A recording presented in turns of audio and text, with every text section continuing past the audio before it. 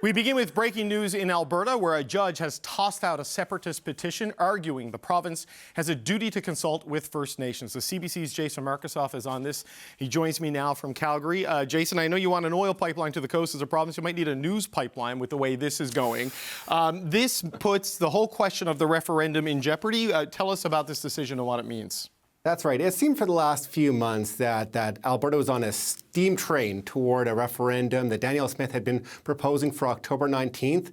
Justice Shaina Leonard of the Court of King's Bench in Alberta has basically took that train right off the rails. Several First Nations challenged the decision to hold this separation petition, this petition to force a referendum this fall. And they were saying that you haven't consulted. You have a duty to consult First Nations. You have a duty to consult First Nations on major events, including taking Alberta out of the treaties that Canada had written with First Nations. And Justice Shaina Leonard indeed said that they had a duty to consult. They did not consult before issuing this petition. Therefore, this petition, this 300,000 signature petition that had been presented just last week and completed and ready to go and to force a referendum, that's been quashed. Okay, so the petition has been quashed. The petition was a precondition to trigger the referendum. There was a failure to consult with the treaty nations who would be affected by this, and also ignoring an earlier court decision that have found that separatism would have an impact on treaties. So, look, obviously a sequence of things.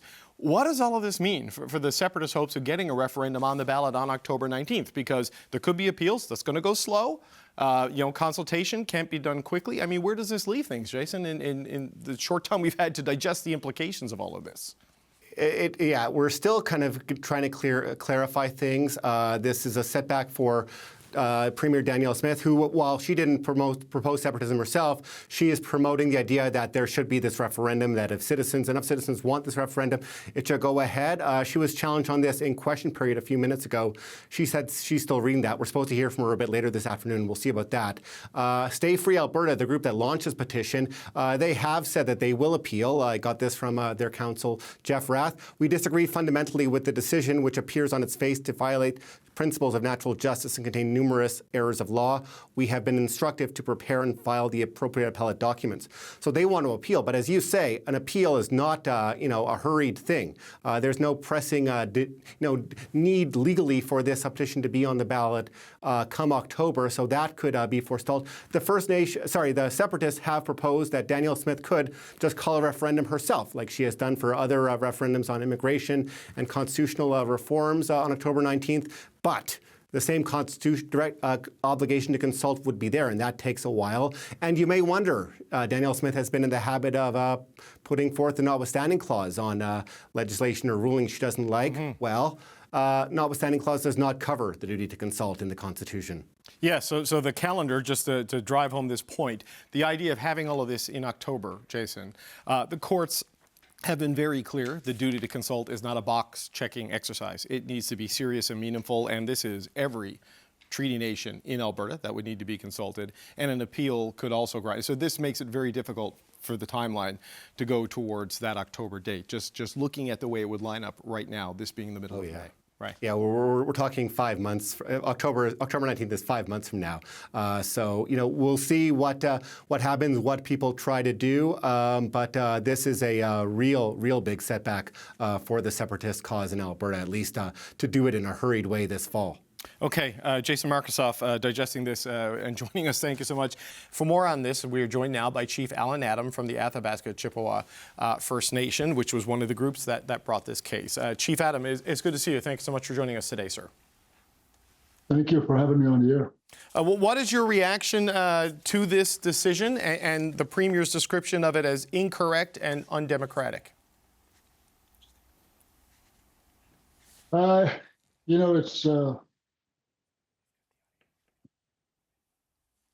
It's a good win for Canada. It's a good win for Albertans. It is a democratic process because that's what the Constitution is there for, to fight for your right and to be heard in the court of law. And as long as that takes place and the ruling comes down because you put your points forward, the Alberta government nor anybody or Mitch Sylvester or anybody came and consulted with the First Nations in regards to them leaving Canada. And this sends a clear message to every agency out there. If the separatists have no grounds to leave because they didn't consult with the First Nations, Canada, made announcements that, their consultation policy will reflect to 120 days when it comes to First Nations. I think you should relook at that. The Alberta government also, we're going to intervene in a court case on consultation, right, because they deem that consultation is so. It's a great victory for everybody that believe in Canada and democracy, because it's Danielle Smith's call from here, and if she's going to appeal, does that mean that she is a separatist government? Well, I think her argument essentially is that the judge ruled that they made an error, right, in the way they did the law and the process. It happened. It failed to do the duty to consult, and that is a duty that the government bears, as you well know. I'm not trying to explain this to you. I'm just trying to fill in the blanks on the decision for people at home. So they're going to appeal it on that point, is what it sounds like. So what are your thoughts there, that this legal victory may very well be the start of a series of other legal challenges with the intention of still getting this somehow back on the ballot in October? I still think it's a great victory, but if you want to show true leadership, you want to show grit, here's an opportunity for Premier Smith and Canada, along with the First Nations, to sit down and start building this country and start developing some of the resources, not some, but the majority of the resources that we have on our traditional territories, where First Nations will also be beneficiary to the wealth that's going to be coming out of their traditional territories, because of the conditions that we are under right now, underfunded.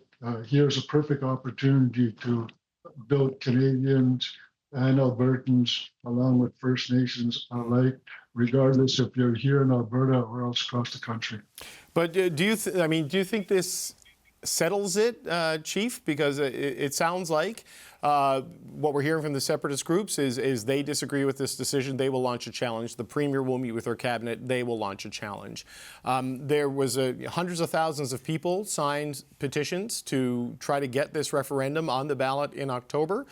And now, a challenge by First Nations, sided with by a judge, is going to thwart what they see as a legitimate democratic process. So what do you anticipate the political fallout in Alberta could be to the way this has come about, sir? The decisions by the court just confirms everyone that treaty is signed under sovereign protection. And we as First Nations are sovereign people because we have our own identity, we have our own culture, and we do live according to prior to colonial contact, although we do adapt today's standards as well.